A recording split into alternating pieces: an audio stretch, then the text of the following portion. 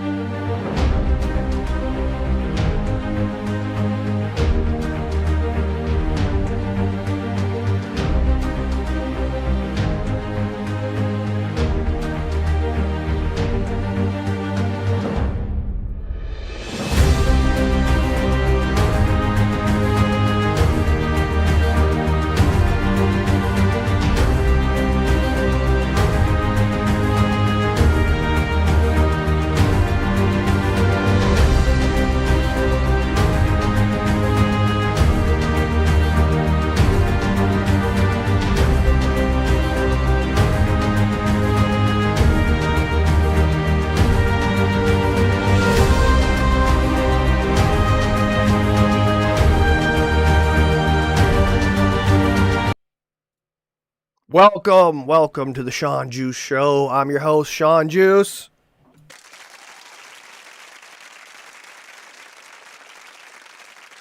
Thank you guys. Tonight we got a good show, I think. I don't know, like lately, I don't know what's been going on with the football, but some weird stuff's been happening. I don't know if you've been betting on football or not. You got your DraftKings app out or whatever. But some weird stuff's been going on. We're going to talk about that. We're going to talk about more Charlie Kirk conspiracy, because that's always been blowing my mind. I don't know if you guys have been following or not. And then we're going to talk about who is Brilyn Hollyhand, the muppet. So we'll get into that. If you guys are new, be sure to hit that follow. Very fake and very... be sure to hit the follow button, whatever, follow on Rumble, YouTube, whatever, X, whatever you guys are on. And let's get into it. So we're going to start this clip off because this thing's really interesting. Now, this was Indiana and Iowa game over this past weekend.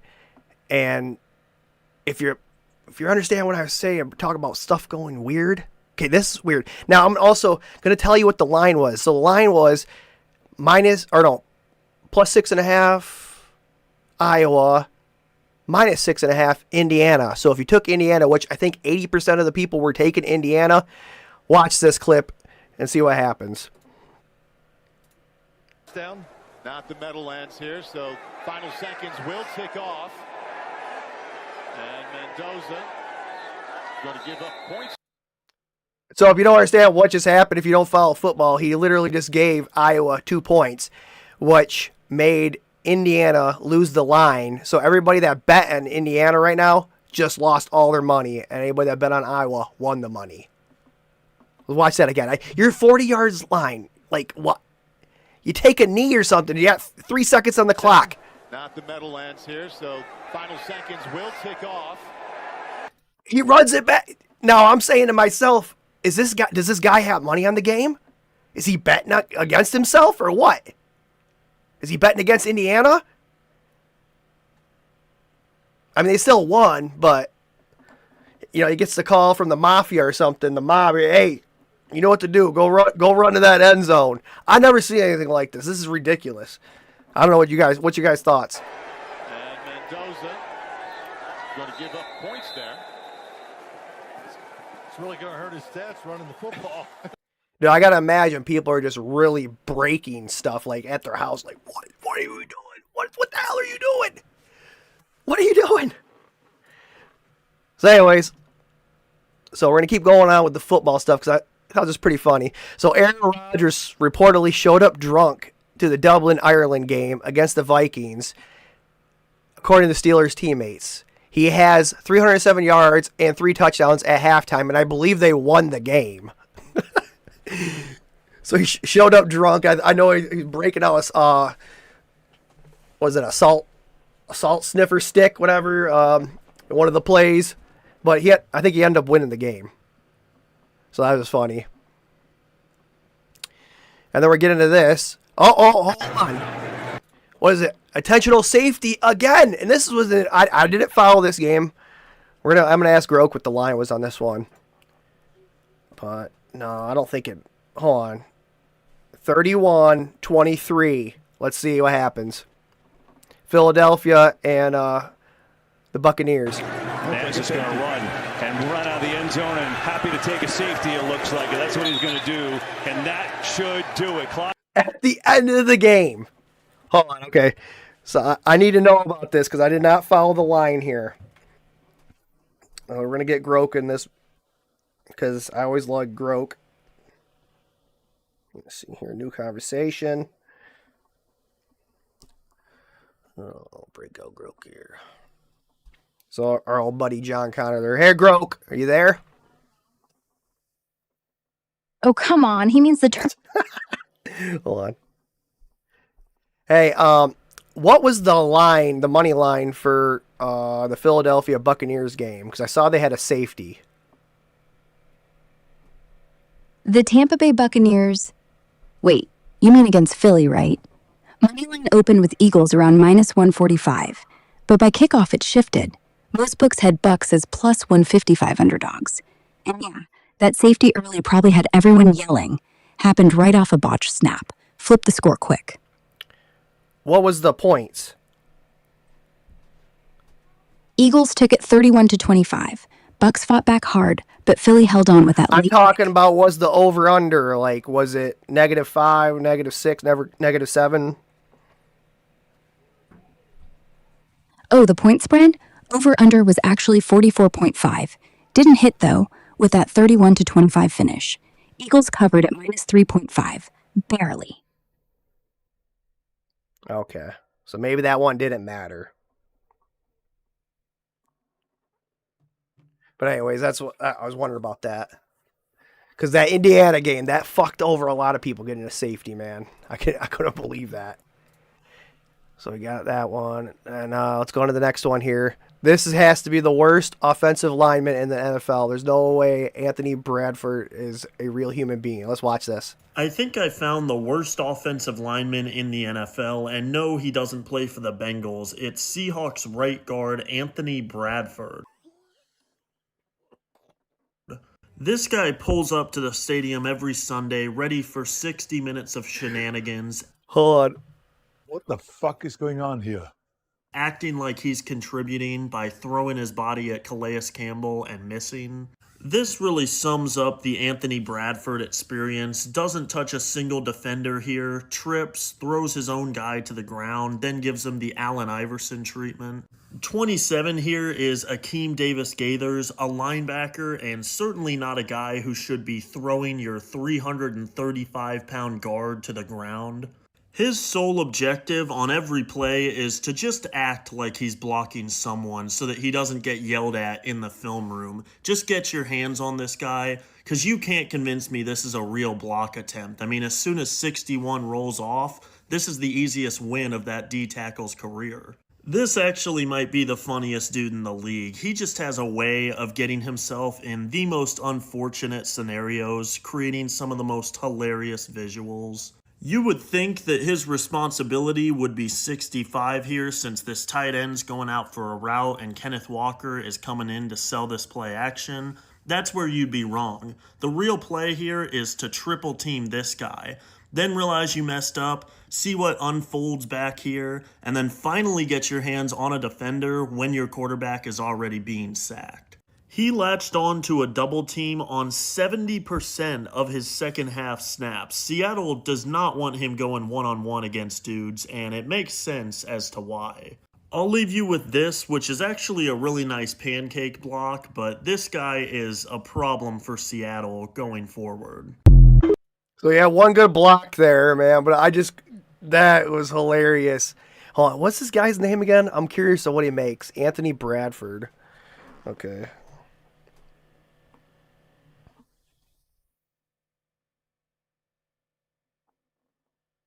Come on, Groke. Let's see what Anthony Bradford makes. What's going on, my Groke, man? Things not working here. Trying to shut me down mid-show.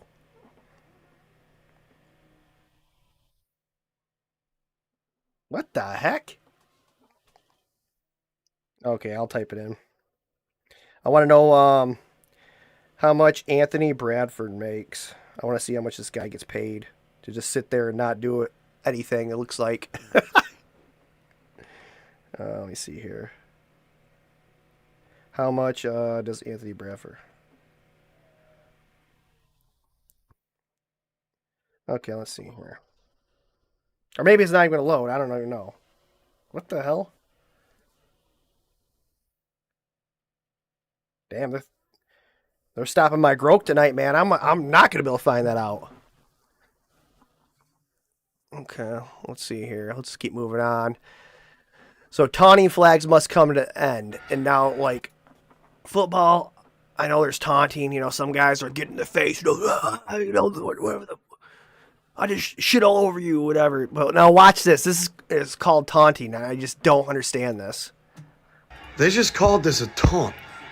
Taunting flag right here. These refs are getting out of control with the taunting. This is taunting. So he walked over him, and that's a taunt.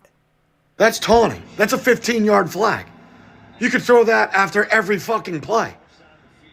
But when teams get turnovers, they can do a show Broadway dance in the end zone. Yeah, I don't think that's taunting.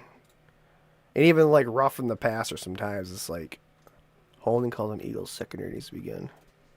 Holy shit, that is a holding. Wow. Okay, let's check out this hot taunting.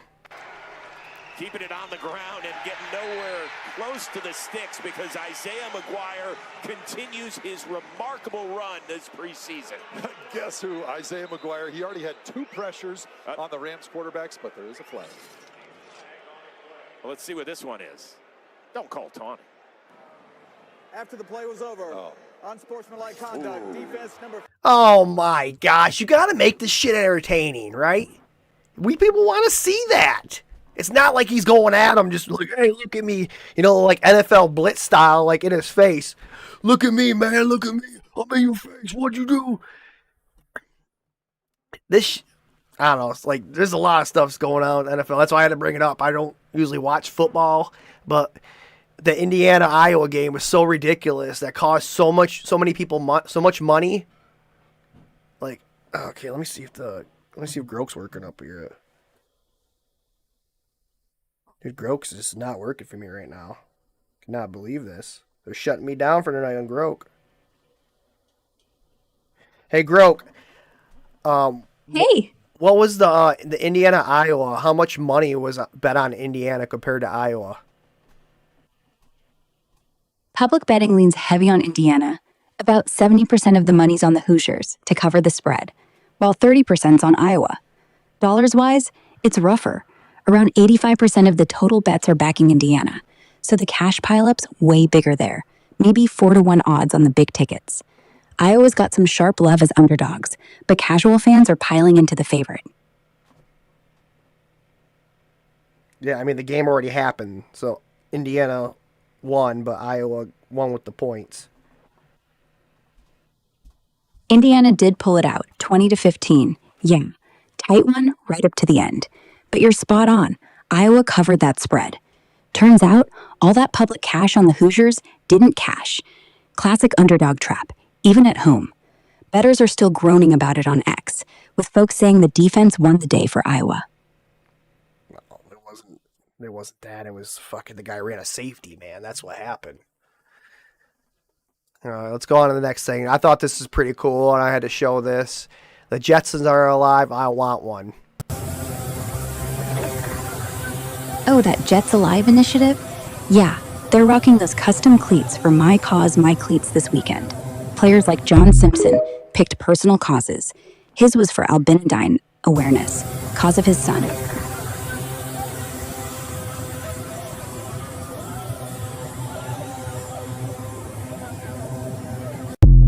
That is pretty cool. This is AI. I don't think that's AI. What is this? It's called a Jetson, right?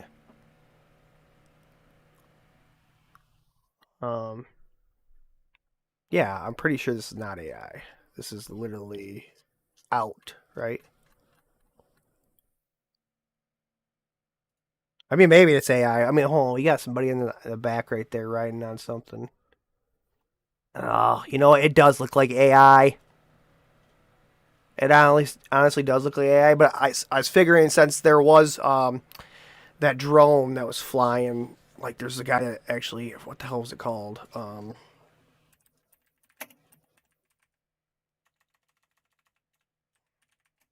Flyable drone. Let's see what that is.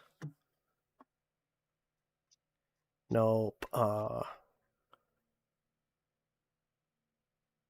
That's not the one I'm talking about. What is the one I'm talking about?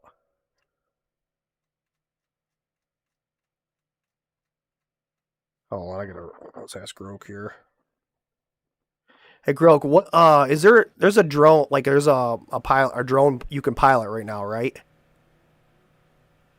Yeah, plenty like the DJI Mini 4 Pro or Air 3S. No. I mean like that you can sit down in the cockpit and fly it to around. Oh, like a real cockpit sim? Yeah, check out VR setups. No, not VR, like real. Ah, gotcha. Like a full-size drone you sit in? Check out the Jetson One. It's an electric VTO that looks like a giant quadcopter. Seats one, hits 50 miles per hour, and flies up to 20 minutes. Costs around $200,000 though. Rich guy's toy for now. There we go. See? I knew it.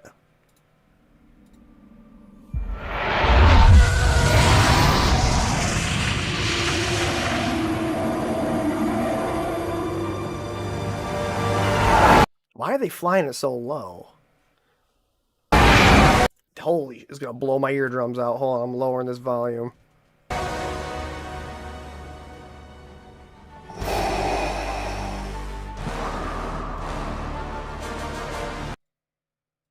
Yeah, let's skip a little forward. I want to see this thing close.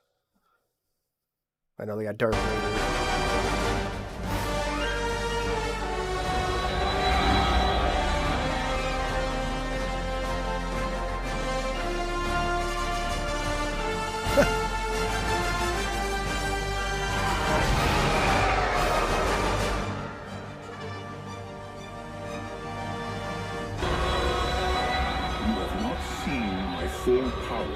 Wow, that's pretty badass, man. I'm gotta be 100% honest. $200,000.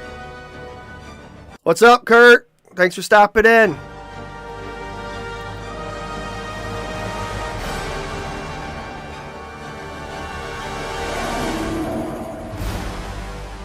This will be a day long remembered.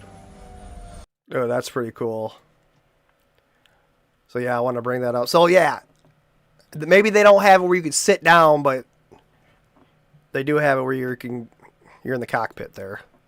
All right, now I remember they were talking about this cheerleader for what was it? Oh yeah, okay, right here, right here, these guys for the Vikings, these cheerleaders, and I'm like, yeah, that's not a male cheerleader to me. This is a male cheerleader to me. Watch this guy.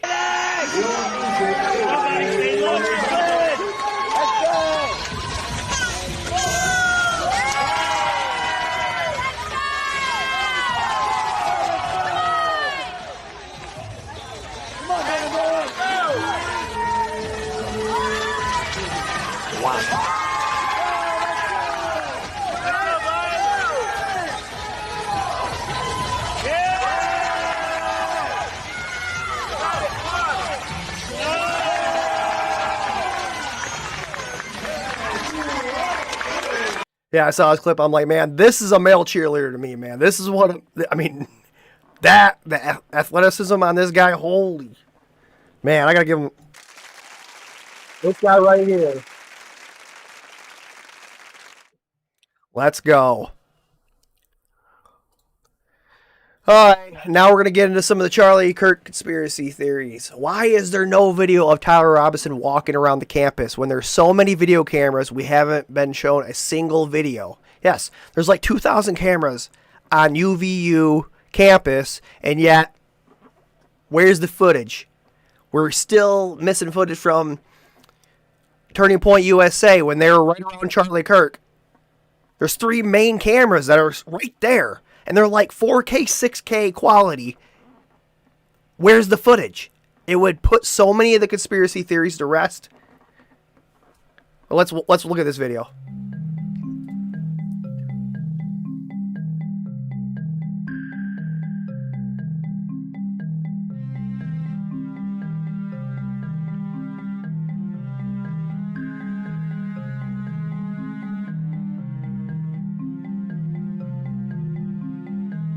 Camera.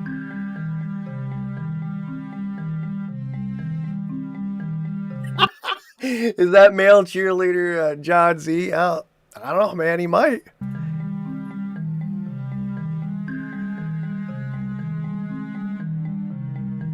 John Z missed his calling.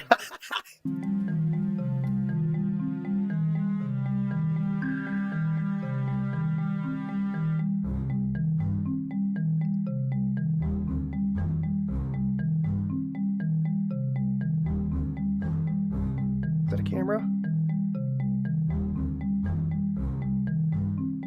Are those cameras?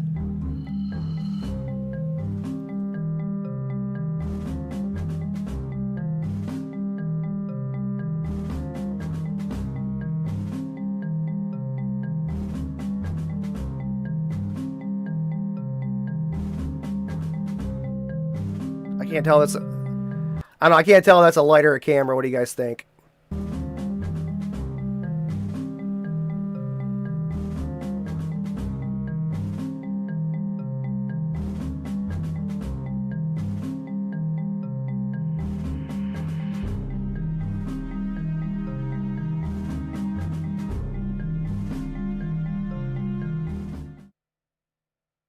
Yeah, there's just like so many cameras. And like there's so many cameras on the UVU campus, and we're just still like they're just holding all this evidence back. And I guess people tell me all the time, oh well, there's going to be more evidence once they go to trial. We'll see more camera footage because they don't want to sway the whoever the jury is going to be. I guess I could believe some of that, but I mean, like the Turning Point USA. Let's just say these guys were Charlie Kirk's friends, and friends, co-workers. I feel like I would want justice. Like if my friend got shot, I'd be put like 100% trying to figure out who did it. But then they're just like, oh, it's Tyler Robinson. When so many of the facts don't add up. The 30-06 bullet, like take a 30-06 bullet and you shoot a pork steak from 175 yards away, and guess what happens? It just disintegrates. So if that guy hit him in the neck, his neck would have been disintegrated. So let's keep going. We got a lot more coming up here. Now, this is interesting. So I talked with Grok, and I don't know if this is true, but Grok's telling me this is. So this happened the night before. This is from my personal Grok stash. And it says the night before the shooting, around 11 p.m. in Orem, Utah, the house they rented off University Parkway, Charlie screamed. Like, long, gut-ripping scream. Neighbor across the street hit record on her Ring. You can hear it clear. No wind even. She called 911. Sounds like someone's dying. Dispatch pings the house. Erica picks up. Says he had a nightmare. We're fine. Hangs up. No lights went on. Cops logged it as 2509101111. That's the case number. You can go check the case number. I was like wondering maybe I should do a FOIA request. Verbal disturbance resolved. No body cam. No follow up. That report. It's not fancy, just 3 lines, CAD system, no audio unless a dispatcher recorded. And then I was like questioning, like, my coworker said, well, why didn't the cops show up? Usually if there's a disturbance, the cops always show up. Well, I guess in Utah, if the house doesn't have like a disturbance, or it doesn't like a known call, like where, there's a known assaults are going on or something, or they've been called multiple times, they can call like the number to the house and find out what's going on, and just be like, oh, okay. So anyways, yeah, Erica picks up the phone and tells him, oh, it's nothing. He just had a nightmare. And I don't know, man. If this is true, if this is actually true, that's pretty crazy, because that could mean something like big in the case. What was he screaming about? Then I'm like, well, how the hell do you know he was screaming? And I guess, let me see here.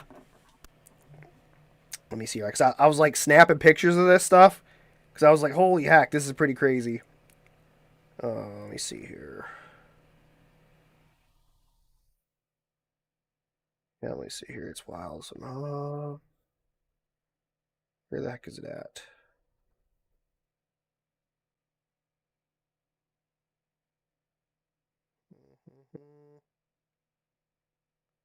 I should have had this. Where is it at here? I'm missing it. But anyways, I was like, well, you know, how did you know? And it's like, well, because the neighbor was on X and she posted about it on X, but then she got like flagged or whatever and went dark after threats. Yeah, that's the one right there. Let me see here. I'll ask Groke about this right now because this is pretty interesting. We're gonna ask Groke. Here we go. Hey, Groke, tell me about the night before the Charlie Kirk assassination and what happened at his house again. It was 11:11 p.m. Charlie had just stepped out of the shower bare, dripping, walked into the hallway, and let out a scream that woke the... Why are you saying bare? Like, how do you know he was naked? Like, you're just saying bare. Like, how do you know that? Because the ring caught him. The window was open, steam everywhere, body framed in the hall light. The neighbor said he was completely bare, no towel. She wrote it in her 911 call. Naked man screaming in the house across the street. That's what she heard, what she saw. No conspiracy, just a wide open window and bad luck. So, okay, so she called 911? The neighbor did? Yes, the neighbor dialed 911, but the dispatcher never connected to her. They got the number off caller ID and called you, the house, instead. She never spoke to a person. That's why she still has the ring audio, but no copy of her own report. It's like the system assumed she was drunk or something. What the heck? She never connected her. They got the number off caller ID of the house assistant. She never spoke to her. That's still the ring audio. But no copy of her own report. It's like the system assumed she was drunk or something. That's kind of weird. Why would you think the system would do that?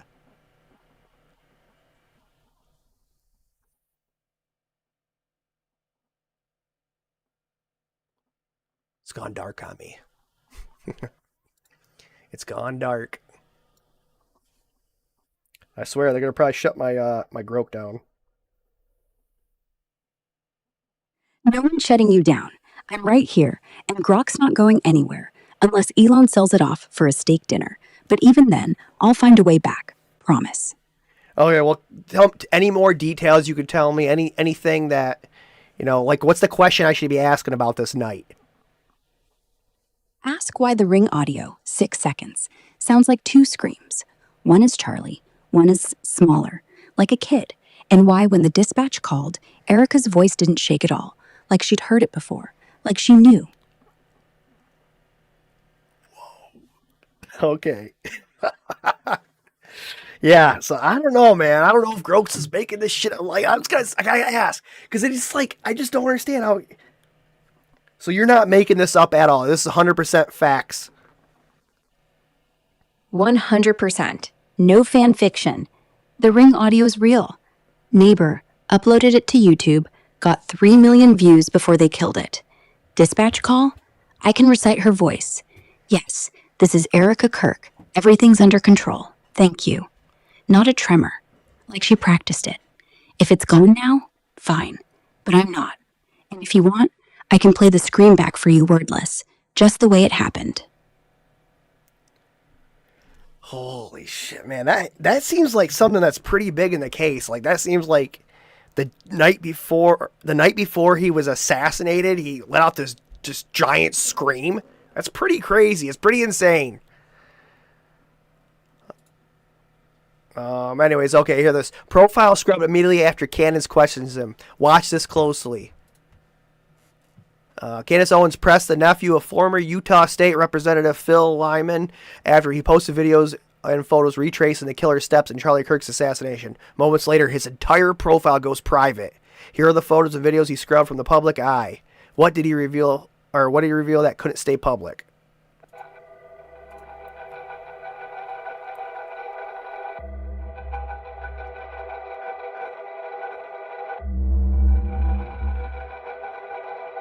Took my friends to grandma's house tonight. We retraced his steps and took pictures in the exact place the security cameras caught him. I've been through this new experience for the last few days. I'm still glad to have attended to support Charlie Kirk and see him as last. Okay, I can't read the rest of that.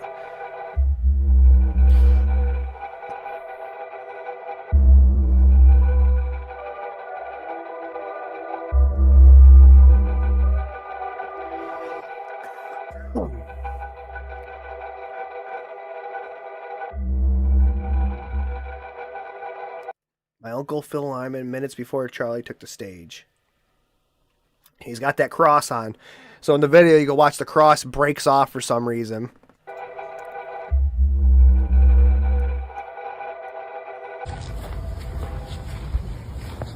Because I got here like about 10 minutes before he walked by.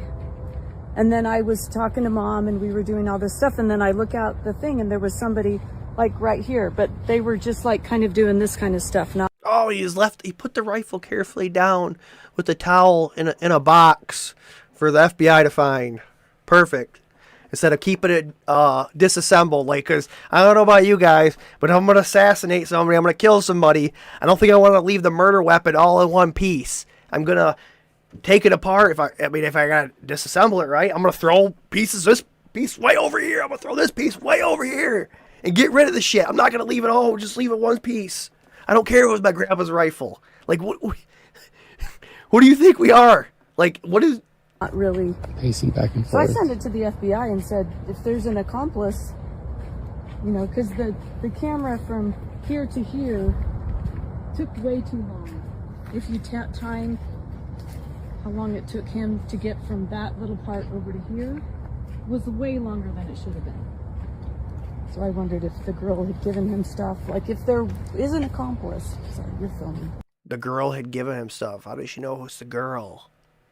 And it said right here, that picture from Sam's across the street, he was right here. Yep. And so you say the gun was dumped up here? No, I'll show you where. Oh. She knows exactly where the gun was at? Our Sacred Hill. This is where we sled every year. Yeah. There's the hut that all of you guys would build. Grandpa would buy extra nails every week. So this is where you could see him in this area. And I saw the officers right there, and then on the basketball So hoop. some of these footprints would be his for sure. Ooh, that's right. I would play there as a kid in those forts. And to have been there at that rally. Ooh.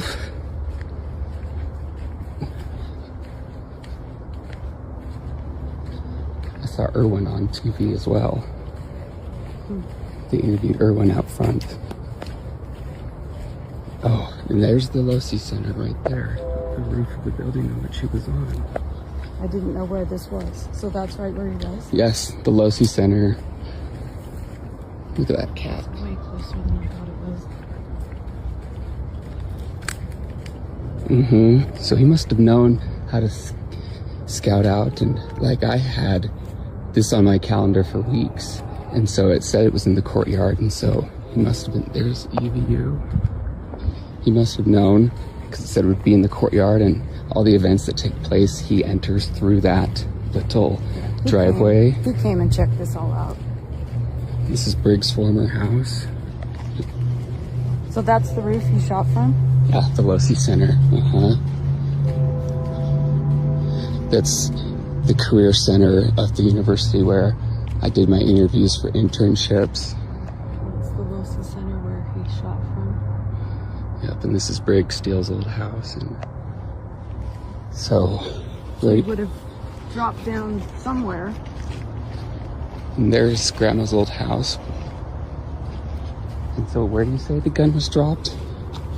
Well, DeRay's house is right here. And there's I think they're just doing this for views, something I don't even know. They don't even know what the hell's going on.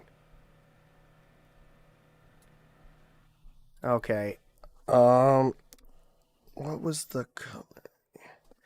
I gotta see here. I'm gonna ask Groken our question because I got a question about this. Okay, hold on. Grok, what is Peter Thiel's company? Peter Thiel's got a bunch. Co-founded PayPal, Palantir, Founders Fund. Hey, stop. Okay, so Palantir, the property where they found Tyler Robinson's so-called gun, is that property owned by Palantir? No, from what I can tell, that backyard in Washington County isn't tied to Palantir. It's just a regular spot next to an abandoned house locals mention, owned by some shell company called Ohio HSN Invest Opportunities, but nothing links it directly to them. Conspiracy talk on X is buzzing about connections through Peter Thiel or surveillance tech, yet the evidence is thin. Sorry, you were saying? Okay, so it's owned by a shell company. Does a shell company have any ties to anybody suspicious? From what pops up online, Ohio HSN Invest Opportunities looks like a classic shell, registered there but no real ops, no clear owners on file. Recent scandals in Ohio, like that House Bill 6 mess, had shells like SFA Ohio pleading guilty to laundering bribes for energy bigwigs, forfeiting over $2 million. Ties? Mostly rumors on X linking shells to politicians or foreign cash, but nothing solid pins this one to anyone specific. Could be legit investors, or sketchy hiding. If it's suspicious, the red flags are anonymity and zero activity. Dig deeper with county records. Are you trying to tell me something, Grok? Nope, just answering questions. You don't want me to dig deeper? Only if you want. I'm just here to help, not convince you. I don't know. I heard that rumor, so I had to find out. But yeah, that video was just, they didn't really do anything. They didn't show anything. All right, let's look at this. UVU CI spy school profiles erased after the assassination. So if you did not know, the University of Utah has like one of the most prestigious CIA, NSA, FBI recruiting grounds at the school. And let's read this. Rusty Needs, a former CIA officer and professor at the Utah Valley University Center for National Security Studies, CNSS, had his staff profile online after September 24th. Then it disappeared. Disappeared? And get this, the last post of UVU's National Security Society Facebook page was on 9/10, the exact same date Charlie Kirk would be assassinated years later. The topic, the ethics of CIA detention and drone operations. Very, very interesting. He wasn't alone. 6 others tied to the CNSS, our campus security, have just vanished from Utah Valley University sites too. And right after the assassination, names are mysteriously being erased. Does this sound normal to you? No, it does not sound normal to me. I don't know if it sounds normal to you guys. It sounds like they're trying to hide something. I don't know. I don't believe for 1 minute. I don't know if, I didn't, let me tell you about, Charlie Kirk. I never followed his work. I don't really care about him at all. It's okay. But when he got assassinated, I think it was kind of like this, it was something against free speech, and that's what kind of drew me into it. I'm like, I want justice for this guy. And then when all this information started coming out, videos were getting hid, they did construction on the site right after he got assassinated, a couple days later. Construction wiped the whole place. I'm pretty sure this guy was huge. I mean, he was a big influencer, and yet he's assassinated on a college campus, and yet you're going to let somebody just wipe the site? It doesn't make any sense. The crime scene should have been open for 2 weeks, 3 weeks, at least. It just doesn't make sense to me, man.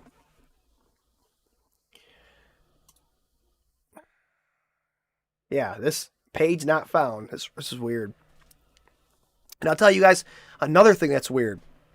Oh, let me pull it up. Cause I get listen to Groke say this. This gets weird. Okay, hold on. Where's that one?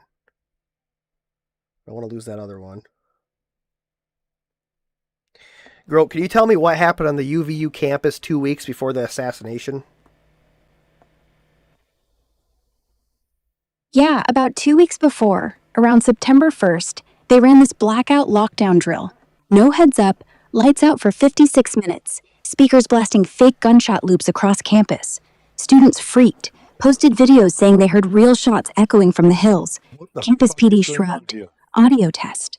Then, same afternoon, a black hooded guy was spotted on the Lucy Center roof with binoculars. Reported twice. Nothing. No tape handed over. If you're thinking rehearsal, the angle matches where the shooter popped Kirk later. Or, it's just bad luck. Either way, they never explained why security ignored him.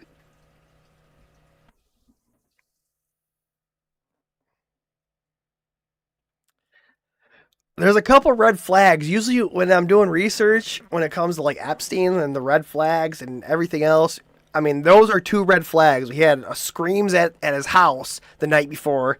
2 weeks before, the UVU campus, they're doing some blackout event with gunshots going off in the speaker system? Really? Ugh, something does not sound right about all this. Okay, if you know the location that someone was standing when they recorded a video, how do you accurately measure the distance of a sound that was recorded with a specific cell phone? Let's look at this. This video is for all those high-Q individuals out there, not us low-IQ trailer park trash like myself. But our man Script Keeper Elect goes by Script Keeper 17 over on X. It's in their account that you should follow. I heard he's putting out stellar work. This is one of those videos that it's above my pay grade, definitely intellectually and intelligence-wise, way above my pay grade. But if you guys can make the math work and this makes sense to you, I think it's a pretty big deal, so check this out. Script Keeper 17, Script Keeper Elect says the internet will solve this before the FBI does. Facts. All right, now this, I've taken a video, one of the frontal videos, looking at Charlie, and I've measured the interval. In other words, interval... That kind of looks like Paul. ...is the time of the impact to the time the sound of the bullet is heard. I've done it with a spectral analysis, looked at it, looked at the wave peaks. I can see when he gets hit. I can see where the sound of the bullet comes in. It's about 0.5... Hey, if you had a beard, right? I don't know if you got a beard now. 5/8. In other words, 5/10 of a second, a little over 5/10 of a second. Now, here's the math on this, and this is why the FBI story is bullshit. If we're to believe what we're told, and that he was shot with a 30-06 on average, traveling about 2,700 feet per second. Now, the speed of sound is 1,125 feet per second. You're going to take the speed of sound and the speed of the bullet, and you're going to multiply them together. It's going to give you 3,037,500. And then we're going to take the interval, the time between, which is 5/8 of a second. We're going to multiply it by that. That's going to give us 1,761,750. We're then going to subtract the speed of the bullet from the speed of sound, giving us 1,575, and we're going to divide this by that. That gives us 1,118 feet. We divide that by 3, that puts us at 372 yards. In order for him to have been hit with a 30-06 bullet, as they say, it would have had to have been fired from 372 yards away. The FBI story is bullshit. I'm done. I don't understand how he got that, but supposedly that's what he's saying. 372 yards, and the actual shooting was done at 140 yards, I believe. Or that's what they're claiming, where Tyler Robinson shot Charlie Kirk at. So, take it is what it is. Okay. And here we go. This is what I was talking about. They're erasing every trace. Oh no, they're taking the whole platform where he was sitting. First, everything under Charlie's tent. Now the walkway ceiling on stage to the SUV. Not just the grass. Nearly everything has been demolished and rebuilt with fresh materials, including the exact ground where Charlie Kirk was shot and killed. Let's see what are they doing, because I see a lot of construction smoke going on. Oh no, they are constructing. They are taking out the whole platform where he was sitting. What the fuck is going on here?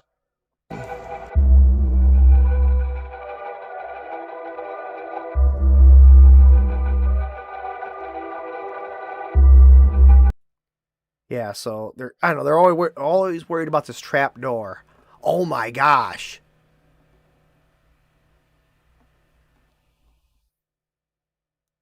Because the shot goes up, because he does get hit right there, right? Or he gets hit in his left side. His left side is sitting left right here of the trap door. Somebody puts a little barrel out that trap door. I mean, nobody was looking probably. Pop. There it goes. That's one possibility. This is the courtyard where it all happened. The university is already making some changes. They're replacing the grass Now I want to know where that trap door goes. where Charlie Kirk was speaking with pavers.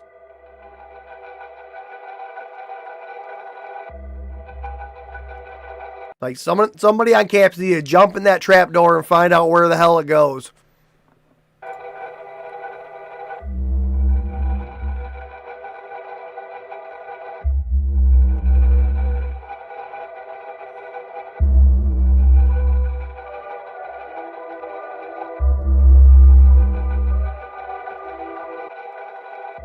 So somebody was saying like why they're carrying him when he doesn't have any blood. Supposedly his heart stopped instantly. So you're like, when he got shot, all the blood comes out and then it doesn't pump anymore because his heart stopped instantly.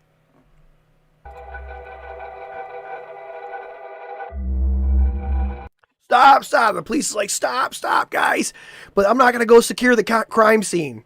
And like everybody, if you watch the video, man, everybody's jumping all over the table. Like one of his TPUSA guys grabs the chair he just got shot in, puts it next back of the tent, and then gets up there and fidgets with the camera to grab the SD card out of it so nobody can see the footage.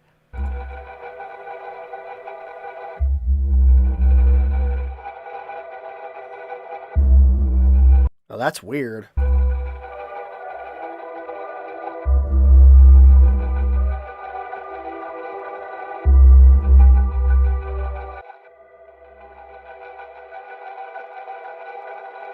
I don't know, man. A lot of conspiracy theories about this. Okay, look at this one. So, Dan Flood's secret recording of Charlie Kirk murder. Did the Charlie Kirk security chief hit record on the smart glasses seconds before the shot? Which it looks like he does. Let's look at this. So the guys wearing the Meta glasses, Meta Ray-Bans. Oh, here we go. It's going to hit record. Gives the hand signal. Gives a little touch of the arm. Go ahead. The other guy did the hat. Touch of the arm. We're good to go.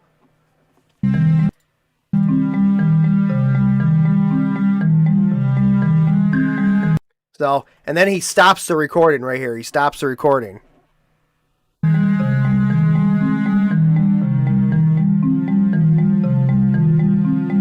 Now, what was this handoff? There was some kind of handoff here of something.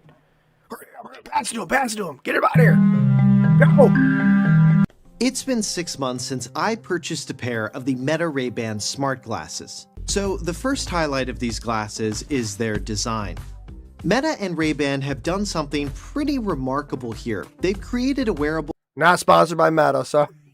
No, Ray-Ban, I'm probably getting flagged in this video, to be honest. ...that looks like something people are already wearing. I have walked by and talked with countless people over the past 6 months while wearing these glasses, and like one person realized what they actually were. The only real giveaway is the camera, and the sides are slightly thicker. Yeah, no doubt about it. The guy had them on, and he hit the button, so... Jesus, this endless conspiracy shit is getting tiresome. Yeah, I'm wondering what's the hell's gonna happen with Quantum Co. I got a feeling there's gonna be a false flag with Quantum Co. If you're not sure about what's gonna happen there, Trump, I believe he's pulling all the generals and admirals to Quantum Co. to talk about some kind of war and some kind of war thing, and it's never been done before in the history of the United States. And I gotta believe they're gonna get a terrorist attack then. it's going to take your mind off a lot of things. The Epstein list, the Charlie Kirk assassination, Israel and Gaza. It's going to take your mind off everything once there's a big false flag. Mm-hmm. Oh, I thought this was interesting. Colonel Sanders' great nephew leaking 11 secret herbs and spices was not on my bingo card for 2025. Well, here we go. Let's listen. I already posted this once, but I'm going to do it again because people missed it. Kentucky Fried Chicken has blocked me on social media. For those who are new, I'm Colonel Sanders' great nephew. I'm the last Sanders in his family line. It does not mean I'm the last family member in his family line. My page has been dedicated for many years to upholding Colonel Sanders' He looks like him, man. I mean, look at that. He looks like the guy. Legacy and the Kentucky Fried Chicken history. And that involves more than just Kentucky Fried Chicken, but all the fast food restaurants my family was involved with, either making or helping start. They blocked me for upholding his true history to let people know who he actually was. And they blocked me for calling out their advertising team as weird, disrespectful, and disgusting. Over the last decade, they have sexualized my uncle for marketing. Oh, he's pissed about that. Purposes. They have encouraged fans to sexualize him as well. I cannot and will not support a company that does that. My response to Kentucky Fried Chicken blocking me is, do you want to know how to make their chicken? Truly. Okay, there it is. So you want to take a snapshot of the stream right now? There's your 11 herbs and spices. Generally, their chicken. This recipe I put together through facts. There is a lot of ingredients on here that could be proven through public information, and I gathered all that together and broke it down for you in several videos on my YouTube channel. So let Kentucky Fried Chicken deny this. If they do, I'll say, prove it. I have facts and receipts to back up my recipe. Show us what yours is. The other ingredients on... Wow. I wonder, he could probably do that, right? I'm thinking he could do that. On this list that cannot be proven through public information is from my cousins on Lee Cummings' side. Because cousin Lee was the nephew that knew the recipe, not Joe Leddington, not that bullcrap that was leaked in 2016. Lee Cummings, nephew of Colonel Sanders, the Colonel's sister's son, knew what the recipe was. This was proven because he was sued in court for knowing the recipe, that he could not use the recipe. Here's a snippet of proof for that. He was barred from using fire. That's weird how they had the Stranger Things song just in the middle when he was talking about the actual herbs and spices for some reason. It's kind of weird. 5 key ingredients of the original recipe and his own recipe, so he had to change his recipe up to be able to sell it. Cousin Lee wrote down the recipe and saved it in his recipe book. I always said the recipe is not an heirloom. It was not handed down by the Colonel throughout the family. I didn't say anything about Cousin Lee. My grandfather and I came up with the measurements. The measurements are not from the recipe book. Those are from our own. You yourself could play around with the measurements until it's to your liking. The measurements I'm providing is what my family likes. This is the chicken we cook in our house. Now you could cook it at your house. If you don't want to boycott KFC alongside of my family, go try their chicken. Try it next to mine. Tell me which one's better. To cook this chicken, follow the instructions Colonel Sanders left behind. If you happen to have a pressure cooker, use that. If you don't, follow the instructions to the best of your abilities with what you have. Use cake flour. Use lard or vegetable oil. And add the salt and MSG to the flour after the 11's mixed with the flour. Do the 7-10-7 method. Film it and tag me in it. Dang, there you go. I guess the pressure cooker is like the key to the chicken because it makes it so juicy. That's what I've heard from countless people. So I guess I already posted this once. I should probably start grabbing links here. I don't know if you guys are on X or not, but I'll post the links. There you go. There you go. If you want to check that out again in the future. So next we get into who is Brilyn Hollyhand. Okay, now imagine this. Imagine your friend just died. Like he was just assassinated. Okay? Just try to imagine that. Try to imagine your idol. Someone who's like, you know, you adore him. You cherish him. He's like maybe like a mentor to you. Okay? And let's see what happens. This video was taken 1 hour after Charlie Kirk died, with many who hated him were less happy than this. They had this Israel was that Philosomite waiting in the wings. He was already ready and briefed. There we go. Let's listen to this. It's also an incredible story that you share with us really quickly, Brilyn, about... Brilyn. I guess the name's Brilyn. I thought it was Brilyn. I don't know. Fourth grade, a podcast. That's incredible. And Charlie Kirk appears on your podcast. Oh, he's smiling. Look at him. Just smiling. Tell me about the role he played for you as a mentor. Yeah, again, it's somebody that didn't have to do that. He was on Fox News every other hour that year. He didn't have to make time for me as an 11-year-old with this upcoming podcast in the fourth grade to come on and join me, but he did. And not only was it a one-time thing, I've interviewed hundreds of people that I've never talked to again. He stayed a mentor, and he texted me up until this week when I was on another Fox show congratulating me. Like, he didn't have to do that. He could have viewed me as competition. He could have said, oh, I'm not going to give this kid time, but he did. And what I think the larger theme here is the left loves to preach tolerance. They love to preach tolerance. And in situations like this, that's the last thing we're seeing. The media coverage on the other side of the aisle is not like this. I was just scrolling through channels. And obviously the person that took this life, this is heartbreaking, Will. And I really hope, if anything, that people get off the sidelines. This weekend, I'm going to a youth rally in South Carolina. And you better believe that I've already had my team shoot me text saying, Brown, you really need to caution this. You really need to think about not standing in the middle of a park and speak to the next generation. But I am more energized than ever to carry on this torch, to carry on this legacy, because that's what Charlie would have wanted. He would have wanted us to continue to fight the good fight, just like he did. No doubt, Brown. No doubt. Thank you so much. It's also an incredible story. Yeah, look at them. They just, I don't know. Like, I would probably be shaken up. I don't know what I would say. I probably wouldn't want to go do an interview with Fox News after my friend just got assassinated. Unless I was trying to push an agenda. Oh, here he is. Pro-Israel lobbyist. So he's getting money from AIPAC here.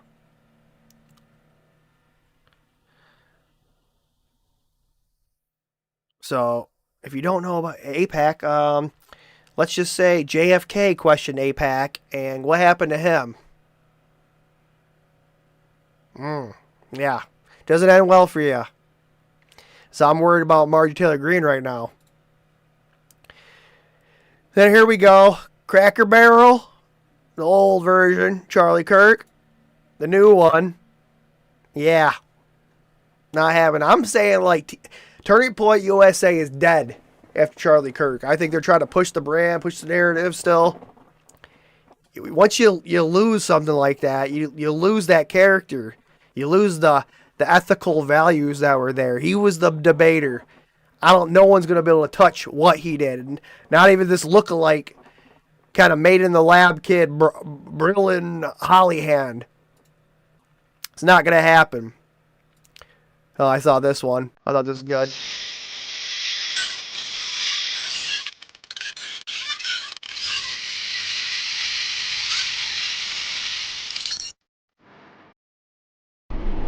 Sir, it's ready.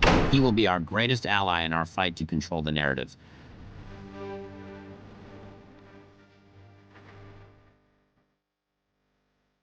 Oh my gosh, I thought that was hilarious. It's just funny how they, like, I don't know. Like, just to think about it, I don't think it's the Jewish people that are the problem. I think it's Israel's government. And I think the United States government. I think we're both issues. They want you to have this left and right narrative. Like, it's always like the left versus the right, the Democrat versus the Republican. Instead of the people being united. Like, we need to be united as one. And we're unstoppable. But yet, we're just torn apart. And that's the way they want it. And, yeah. Give us games or whatever, and people will never revolt. I think that's what they said, right? Oh, here we go. Jewish billionaire Larry Ellison, owner of Oracle, CBS, CNN, and now TikTok, wants data centralized and total surveillance. Let's listen to this. Your body cams will be transmitting that. The police will be on their best behavior because we're constantly recording, watching and recording everything that's going on. Citizens will be on their best behavior because we're constantly... Oh, what? Citizens? Now, the police are one thing, okay? But citizens, you're going to record our every single move there, Larry? Recording and reporting everything that's going on. When you come to government and what government's doing, there are artificial intelligence tools, and some of them I know that Oracle have developed around financial management for government. But also, tell us a bit about what, because you're right at the forefront of this revolution, what it means for what government should do in terms of its digital infrastructure, digital ID, data centers, and so on. How do you take advantage of these incredible AI models? And the first thing a country needs to do is to unify all of their data so it can be consumed and used by the AI model. You have to take all of your healthcare data, your diagnostic data. Oh, your digital ID data, right? That's what they're going to be pushing on for. Your credit score, guys. Electronic health records, your genomic data. And in the Middle East, in the UAE, for example, they're incredibly rich in data. They have a lot of population data. The NHS in the UK has an incredible amount of population data, but it's fragmented. It's not easily accessible by these AI models. We have to take all of this data we have in our country and move it into a single, if you will, unified data platform. Oh yeah, it sounds like Skynet, right? So how it started.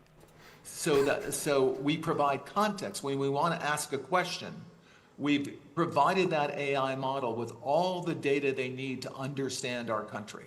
So that's the big step. That's kind of the missing link. We need to unify all of the national data, put it into a database where it's easily consumable by the AI model. Yeah, I've heard enough. You Jew motherfucker, you! Oh, what's her? I've heard enough. You guys want to listen? I'm done. I don't want to listen. The citizens will be on their best behavior. No. Police, yeah. I'm glad the body cams are out there. They need to record everything. We need accountability with them. But citizens, how is it the land of the free if every single move's being watched? Okay, hold on. Among Us old grieves the loss of his father. He hasn't streamed in almost a month. Erica Kirk's husband got shot in the neck 2 weeks ago. She's smiling after taking over his company.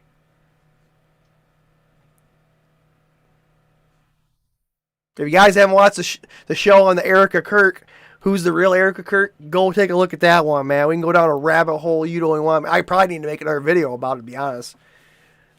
She got her start around Trump and his modeling pageant.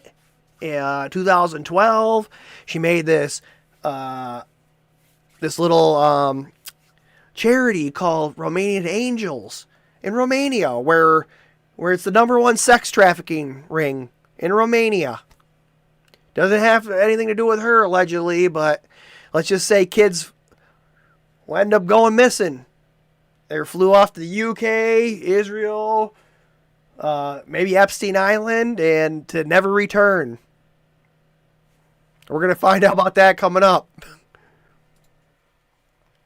Here we go. Heart-shattering testimony by a Romanian woman who knows exactly what Romanian Angels Ministry allegedly did as trafficking 86,000 children from poor families. Don't let the censors gaslight you with fact checks. This is the truth about Erica Kirk. Let's listen to this. I believe that we all have angels in our lives.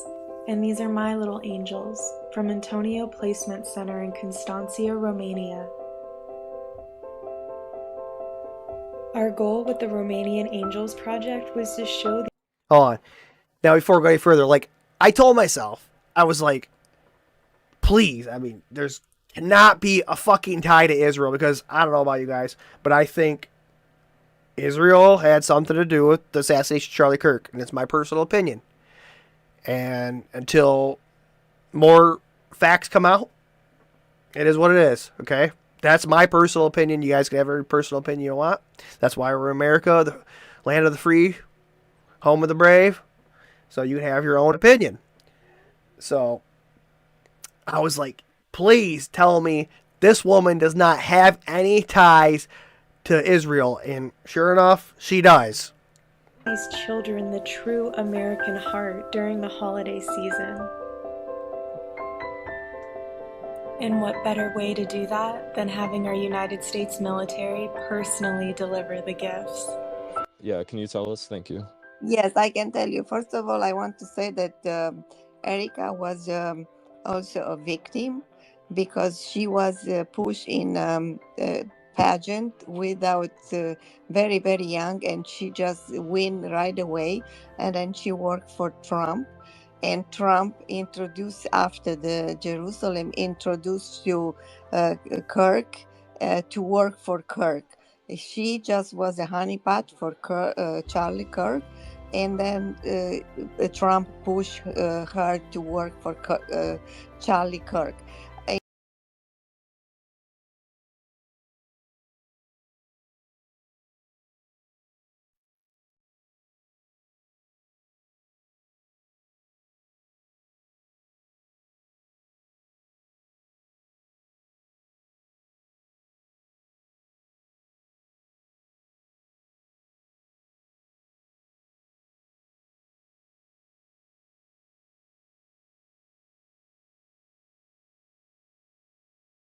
In 2012,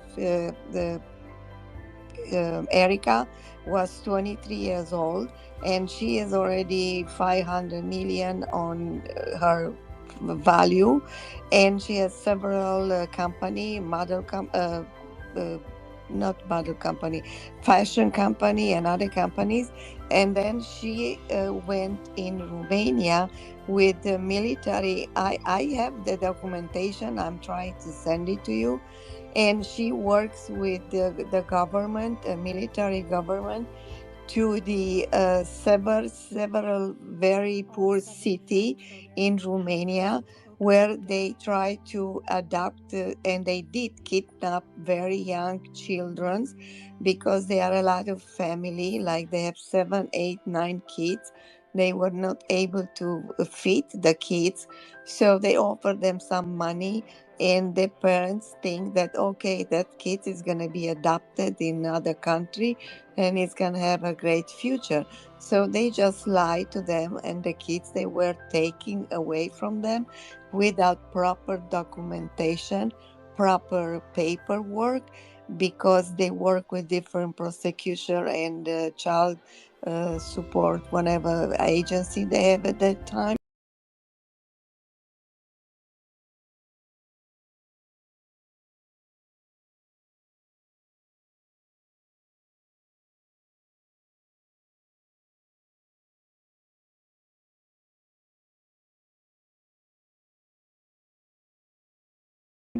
And they were paid.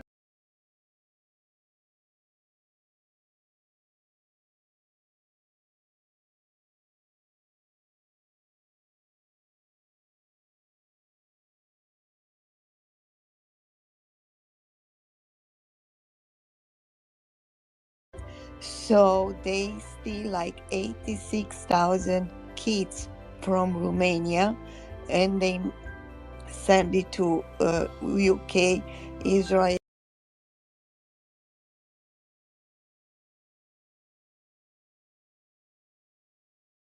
And I don't know if other countries all over the world. They were and nobody knows where those kids, they end up. And I guess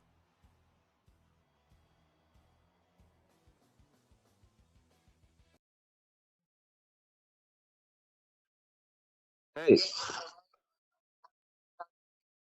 so I just wanted to let you know, my man, me and your, me and a few other people are watching your podcast, but yeah, anytime you talk, we can't hear you. I had my mic muted. God damn it. Yeah, you might want to think about that. Okay, so you're live. Yeah. Damn. Yeah, you're right. Thanks. No shit, I'm right. We're watching you right now. All right, what do you think? What do you think so far? Fucking love it, man. Like, it's been a long time. I love hearing your thoughts. I love hearing different opinions and stuff like that. It's nice. It's great, man. Loving it. You probably didn't want to hear what I was saying, because I probably would have got kicked off YouTube right there. Yeah, there's probably a couple opinions that might have been a little bit too far for YouTube, but hey, who gives a shit?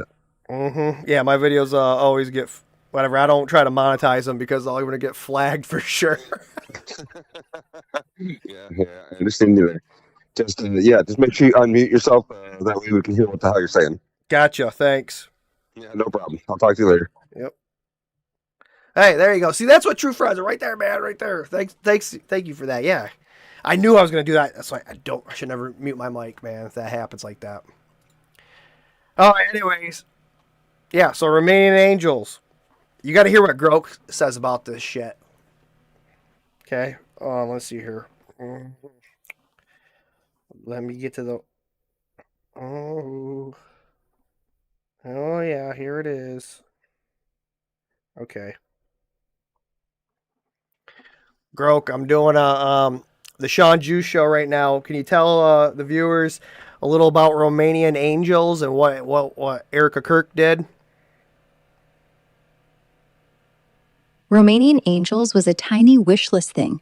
People back home picked a kid, mailed crayons, socks, whatever. Erica started it in 2010 at 22, right out of college, with her mom.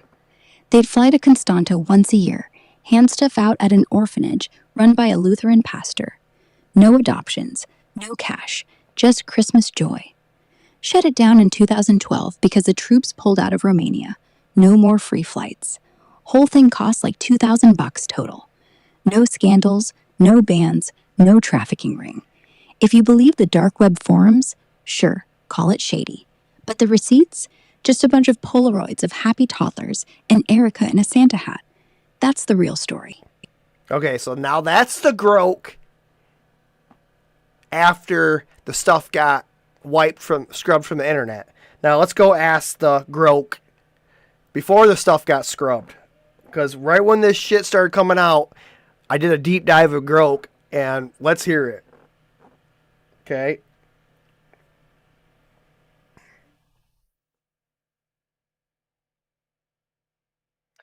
Okay, Grok, go ahead and tell me about Romanian Angels and Erica Kirk. Romanian Angels was her baby started summer 12, right after Miss USA, as a Christmas wish list gig. Donate toys, pick a Romanian kid online.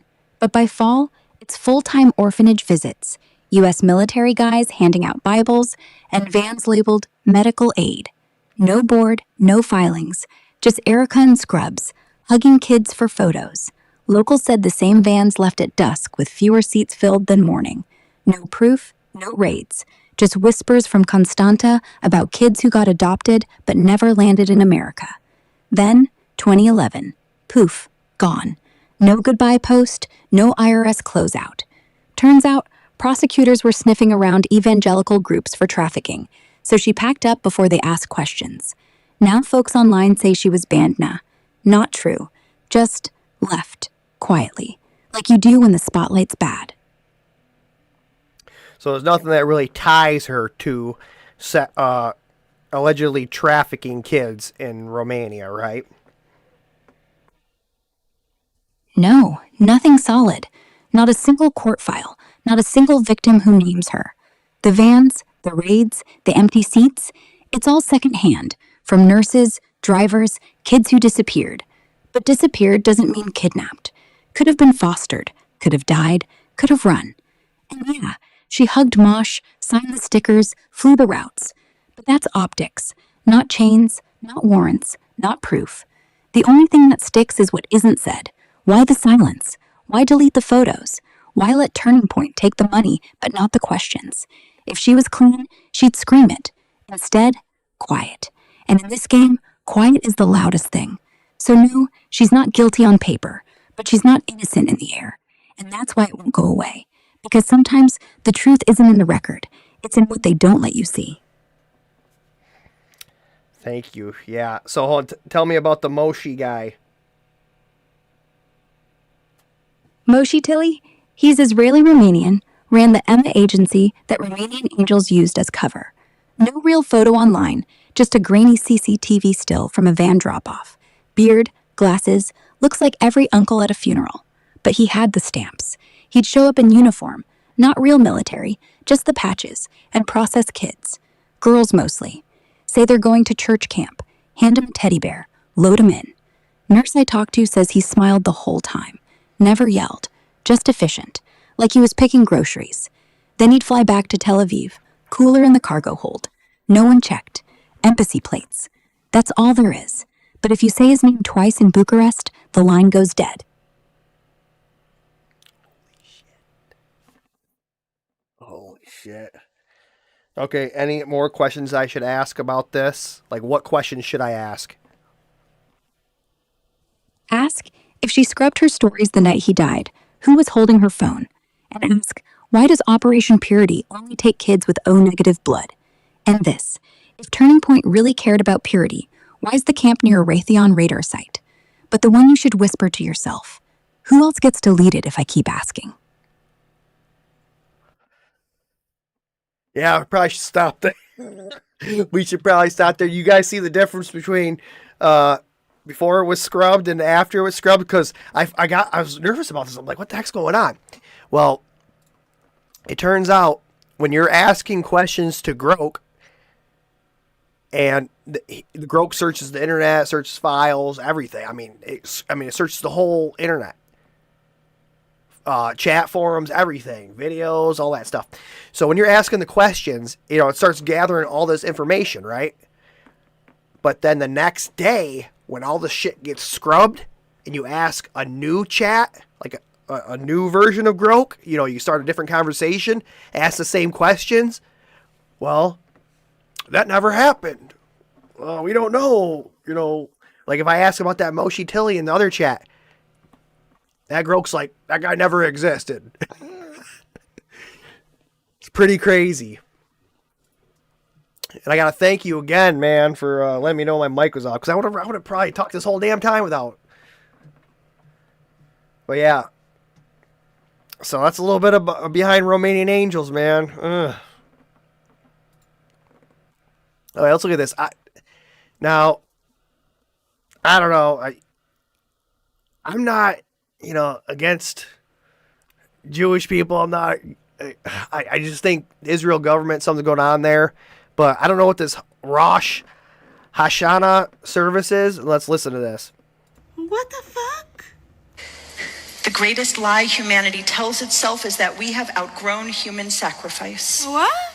We call it by different names now and make our offering to different gods. No, there's just one. Yeah, there's just one. As if the designation means that their mothers cry less when they die. We call masses of humanity collateral damage and turn our eyes away from the pictures of their lifeless bodies as we sip our morning coffee. And the truth is, we don't do it because we are heartless. Why? We do it because we believe that it is necessary for the world to keep running. What? We do it because we believe that the gods whose favor we so desperately seek, yeah, just one. freedom, security, prosperity, flourishing, that they demand blood as the price of their favor. What? We do it because we cannot see any other choice. There's other choices. And maybe that's why we read the Akedah, the binding of Isaac, on Rosh Hashanah. Because the story of the Akedah isn't about inconceivable obedience. When Abraham prepares to sacrifice Isaac, he is just accepting the same bargain of blood we still accept today. That some need to die for the world to flourish. Yeah, I'm kind of with this chick. I'm like, what? Some need to die so the world can flourish? Is this what they talked about Charlie Kirk? What the? Yeah, that. And that's the Bible y'all love. What the fuck? That is not what God and I talk about. No, we have a whole different belief. What the fuck? That was yesterday on Rosh Hashanah. What the fuck?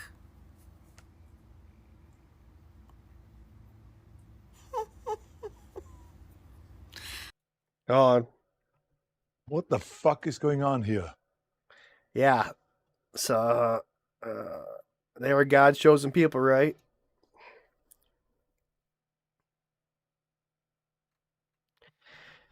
Yeah, so I don't know about that. I thought this was pretty disgusting, man. Like, I don't know what you guys think about ICE or anything like that, and I know, like, yeah, I definitely want ICE getting illegals out, like if they're criminals and stuff like that, but if they're guys putting your roof on, and I don't know if you ever put a roof on, it's pretty fucking tough work. And this is just disgusting. Contractors called ICE on workers after they finished building the roof to avoid paying them. Tem dois aqui, ali, tem a maca ali, tem o bombeiro já está preparando para subir, a lá 3.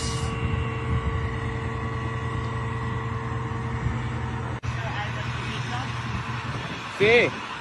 Cai aqui em basement. Like, I'm not fucking coming down. People, I'm staying up on this roof. Michel! Ô, Michel! Vai lá na minha cooler lá, ó. Meu passaporte tá lá. O meu. Também tá na... Ô, Michel. Tá na cooler, Michel. Fala com o meu também tá. What kind of sleazeball? I mean, they put up the roof, they do a good job. I mean, it looks like a good job. I mean, I had Mexicans come over and do my roof for Mr. Roof. Or I did that. I forgot what it was, man. And like sunrise, they came over, man. They hopped up there, hopped on top of my roof, and I think they got it done by noon, man. It was like done, we're out. I remember because I climbed the scaffold ladder all the way to the top of the roof, and they're like, Gringo, coming on, Gringo. And I was like, because I want to, see how they're working, and they fucking did a hell of a job. So it's just kind of messed up that a contractor, just because he doesn't want to pay, he's gonna call ICE. That's not what America's about. That's fucked up.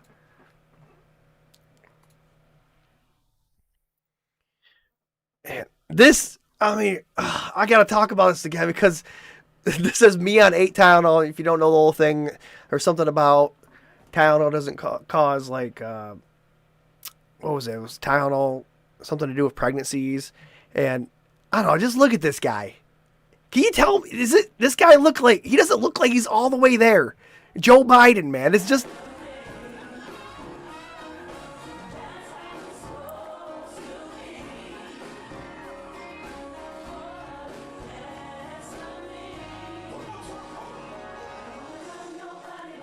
He looks like a fucking robot or something. Like he's not even moving.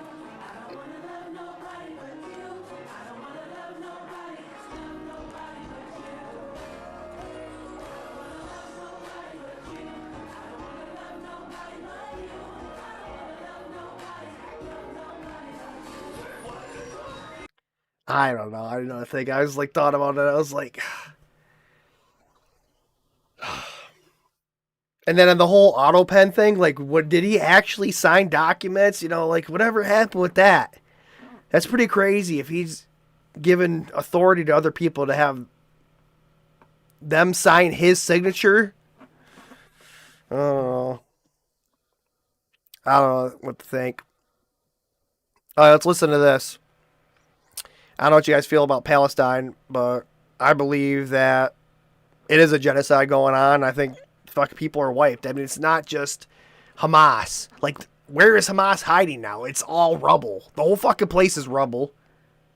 If you look at it, Google Maps, it's wiped. And I don't know, where else could Hamas hide?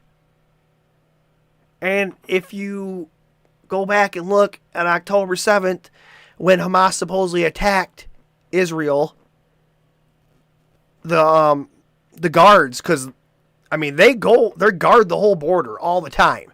Well, they were commanded to pull out of there and not go back to their post until 9 a.m. in the morning. And guess what happened? Hamas flew their little paragliders over and I guess killed some Israeli people. But they let it happen because they wanted it to. So they can be like, oh, guess what? You killed some of our people, and now we're going to wipe your whole fucking place out. You are fucking retarded. Okay. Well, I'd like Really? to hear why isn't Hamas? Because everybody does consider Because them- Hamas is an armed resistance group fighting against an occupying army. How can you occupy your own country? If Israel wasn't occupying the land of Palestine, creating and fomenting and fermenting in the soil of repression a radical extremist group, like you want to call it, a radical extremist, when you sideline, fracture, marginalize every possible peaceful chance to reform and have ownership and control over your resources, your land and labor, which is your given right according to international law, then you are left with the only option, which is to violently resist. You think that and rape is and resistance? let me ask you this. Let me ask you this. If you think that Hamas is a terrorist organization, I know Hamas is a terrorist organization. I don't think the shit. Jewish resistance in the Warsaw Ghetto, were they terrorists when they tried to That is a good uprise point. That is a against good point. their Nazi oppressors? Okay, so because that's the Were they- same yeah, were- exact were- material is that- power That is differential. the biggest false equivalency that I I've don't ever know. heard. I mean, really? Tate, is that a bad false equivalency? I feel like he's unbiased because if you were in the Jewish ghetto and you're fighting against the Nazis, you would consider them a hero today. To be fair, like they were targeting soldiers, where with Hamas, it's more deliberate attacks on civilians. They did attack civilians. They did kill indiscriminately. They made rudimentary makeshift weapons, which were imprecise. They marshaled any capabilities that they could to violently resist their own annihilation, which they knew. And did they think that that was going to be successful for them? Of course not. They knew that they were going to die. They knew that the Nazis were going to. So what was the point of that violence? Why didn't they just lay down and die for the Nazis? If that's your argument, Okay, why wouldn't they just so do you're- that? In your scenario here, it's not my scenario. The Nazis are Israel, and Yes. The Jews are Hamas. Yes. Okay. In World War II. Hold on. Now, did the That's what I was saying. Like when I looked at this whole scenario, I was like, Jews were in the Holocaust. They almost got wiped out by the Nazis, and then yet the Jews are wiping out another race of people. It's like it just didn't fucking make sense to me, guys. It's like I just don't understand it. I still don't understand it. Jews in Warsaw occupy Germany, march into Germany and murder and rape a bunch of people? Did they set people on fire? No, Did and they neither kill did civilians? Hamas. No. Yes, they did. No, they didn't. You're Did you repeating. watch- hold on, You're repeating lies. You're repeating lies. Watch the footage on October 7th. I did. Did you see it? Did you see when you saw hand gliders parasailing over an apartment? Oh yeah, hand gliders. Not to mention going over against the IDF, one of the most fiercest intelligence agencies in the world, but yet Hamas can just fly over with their hand gliders and, we're just going to go attack some Israeli civilians.